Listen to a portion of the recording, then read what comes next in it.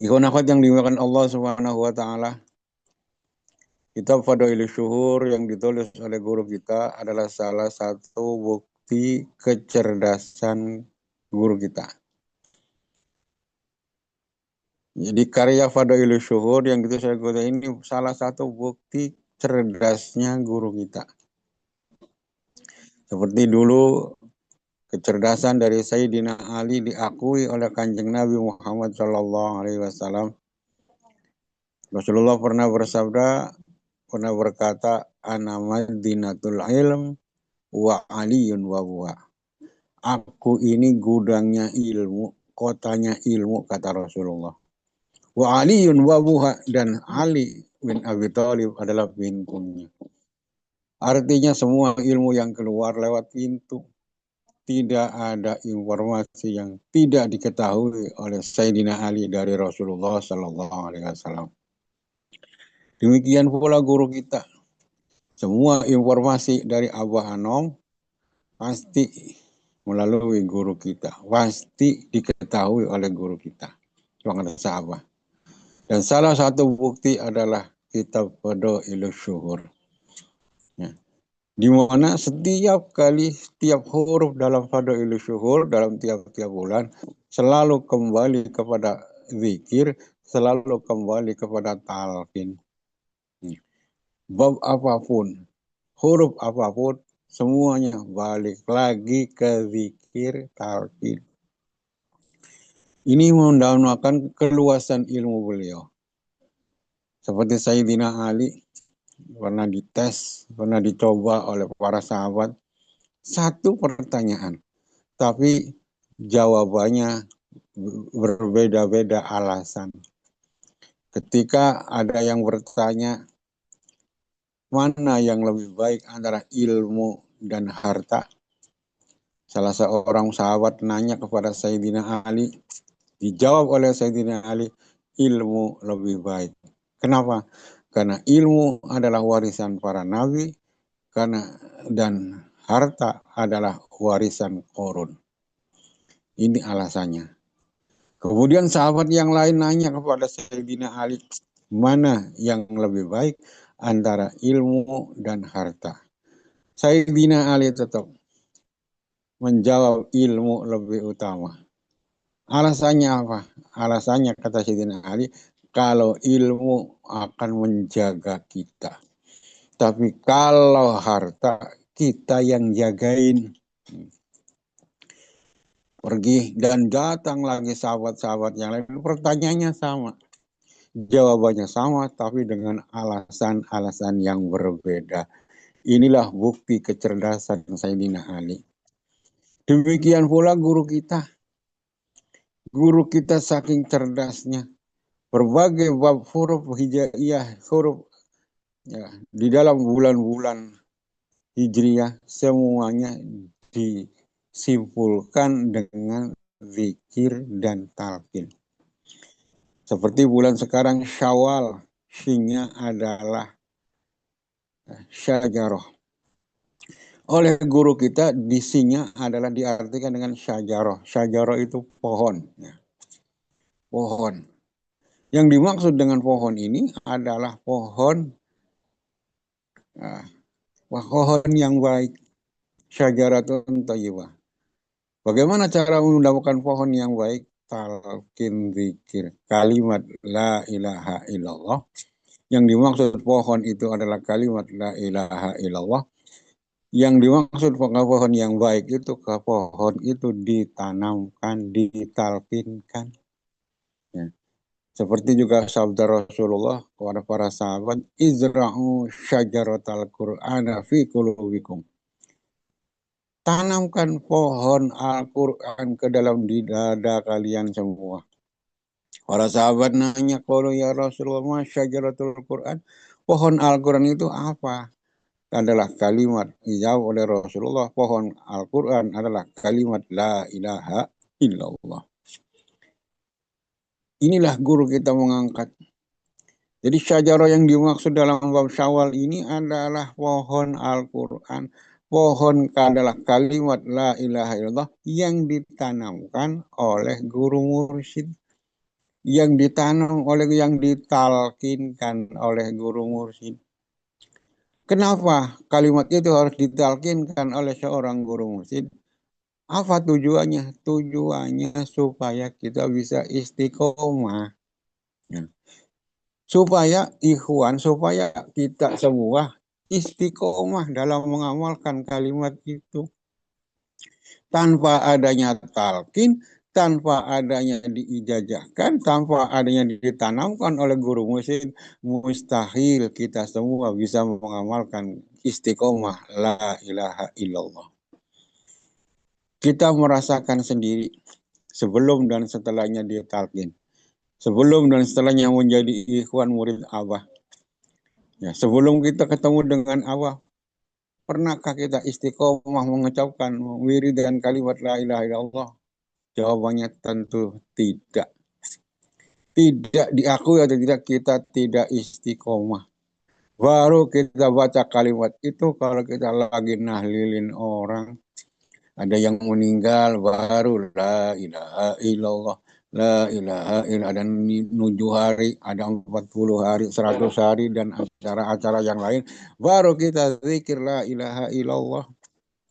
Kalau tidak ada acara, tidak ada yang meninggal, enggak kita melaksanakan. Enggak kita zikir la ilaha illallah. Baru setelah ditanamkan, setelah ditalkinkan oleh guru mursyid, mau ada yang meninggal atau tidak, mau ada hajat atau tidak, mau hujan, mau angin, setelah sholat 5 waktu ila hadrati la ilaha illallah, baru kita istiqomah. Baru bisa istiqomah. Ya, minimal 165, minimal lebih banyak, lebih bagus. Semakin banyak kebutuhannya, zikirnya disuruh semakin banyak. Nah, dan alhamdulillah kita merasakan kita bisa istiqomah. Paling pelit-pelitnya kalau lagi darurat kita paling tidak 3 kali. Itu istiqomah 3 kali, ya. Dan itu kita bayar nanti, kita kodok di waktu-waktu berikutnya. Tapi istiqomah, ya, istiqomah. Jadi tujuan ditalkin ini supaya kita istiqomah dalam ibadah, dalam zikir kalimat la ilaha illallah. Setelah kita istiqomah la ilaha illallah, zikir jahar la ilaha illallah, maka buah daripada zikir kalimat itu adalah an-nasyat fil ibadah, yaitu semangat ibadahnya. Jadi ibadah semangat. Semangat tidak loyo. Karena ada pohon yang ditanam yang selalu berbuah. Apa? Kalimat thayyibah la ilaha illallah. Ya. Maka hampir bisa dipastikan kalau ada ikhwan, ada orang yang ibadahnya loyo. Apa ada orang ibadahnya loyo? Ya, lihat sendiri. Di awal-awal Ramadan kan orang-orang pada semangat, tarawihnya semangat, bangun malamnya semangat, puasanya semangat di awal Ramadan. Baru beberapa hari sudah nggak ada lagi semangatnya.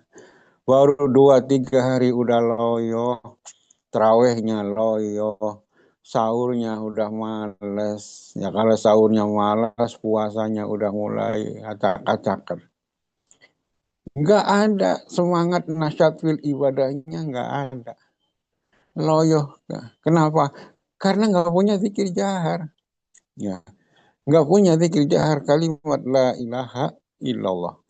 Tapi bagi ikhwan yang sudah terlatih, yang selalu istiqomah la ilaha illallah, yakin tidak ada kendor dalam ibadah. Gas terus, gaspol terus. Ya. Mau awal, mau tengah, mau akhir Ramadan, terus terawih terus, puasa terus, ibadah terus. Nah, ini nggak gampang. Orang yang tidak ketemu dengan guru mursyid nggak bakal bisa menjaga istiqomahan, menjaga semangat dalam ibadah. Pasti loyo. Nah, kita alhamdulillah ditalkin oleh guru mursyid, ditanam dengan bimbingan guru mursyid sepanjang Ramadan dan sepanjang semua bulan. Jadi kita selalu semangat, selalu giat, semangat dalam ibadah kepada Allah Subhanahu wa taala. Maka inilah yang harus kita pertahankan.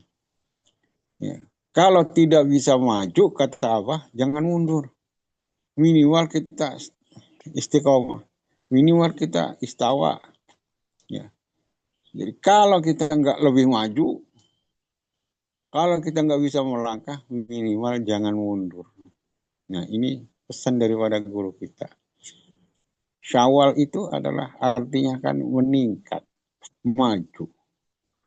Ya, maka kalau Syawal itu meningkat ini nggak bisa, paling nggak kita jangan mundur.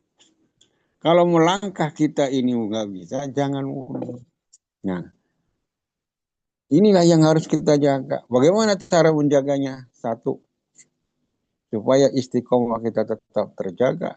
Kita semua ya selalu harus pakai kacamata kuda. Dalam bahasa Allah, pakai kacamata kuda. Tidak lirik kanan kiri, tidak tengok kanan kiri, tidak dengar kanan kiri, tidak melihat kanan kiri. Yang kita lihat, yang kita dengar, yang kita perhatikan hanya guru mursyid kita saja. Biarin orang begini-begini, terserah. Saya hanya murid apa. Saya hanya melihat apa. Saya hanya dengar kata apa. Yang lain saya nggak peduli. Ya. Inilah menjaga agar semangat. Kenapa Ikhwan kadang-kadang rontok semangatnya? Karena dia udah mulai melirik yang lain. Wah, kayaknya si Anu lebih ampuh, kayaknya amalan ini lebih hebat, kayaknya. Ini gangguan, ini godaan. Ya. Jadi kita bagi sekarang ini murid takian surasi nafaan 3, murid apa? Kalau pengen kita stabil ibadahnya, pengen kita istiqomah tetap semangat, pakai kacamata kuda. Yang kedua, jadikan diri kita seperti bayi. Jadikan kita seperti bayi. Artinya apa? Orang bayi itu tidak makan, tidak minum, kecuali apa yang disuapin oleh ibunya. Ya. Orang tidak akan ngambil makanan sendiri. Orang tidak akan ngambil minuman sendiri. Orang tidak pernah pesan minum ini, minum ini. Pokoknya semua yang disuapin oleh ibunya, dia mangap. Mau yang keras, mau yang lembek, mau yang sedang, mau manis, mau pahit. Yang disuapin oleh itulah yang dikonsumsi oleh orang. Kita juga harus sama.